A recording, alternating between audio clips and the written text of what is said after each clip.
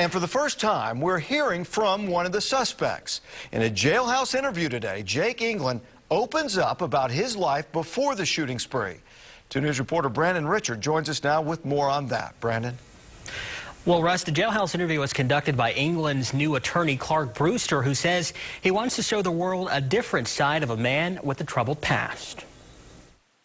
I was right there, seeing everything. You saw your dad die? Yes. In a jailhouse interview, shooting suspect Jake England not only talks about his father's death in 2010, he also opens up about his girlfriend's January suicide. What happened? She shot herself in the head about 2 feet away from him, and my son was right there in the same room.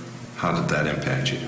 It's impacted me more than anybody could really ever imagine. Did you love her? Yes. He's talking to his new defense attorney, Brewster. Our goal is to make sure that his constitutional rights are protected. Brewster decided to take the case after receiving a letter from England's mother, Terry Alexander.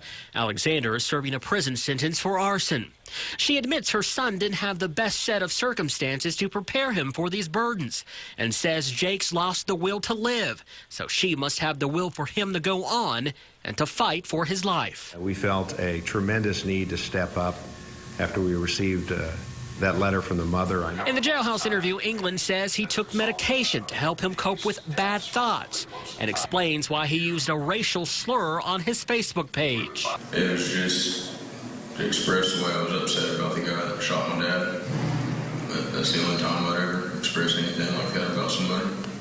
If any of you met this young man, I think it would dispel any belief that you would have that he was motivated by hate for African Americans. Now, Brewster is working the case pro bono, and he is only representing England. He is not representing the other suspect, Alvin Watts. Brandon Richard, 2 News, works for you. All right, Brandon, thanks. Now for the other side. Civil rights leader Reverend Jesse Jackson says there's no doubt in his mind that the shootings were racially motivated. He's hosting 2 rallies this weekend to address race relations here in Tulsa. On the racial tensions in Tulsa.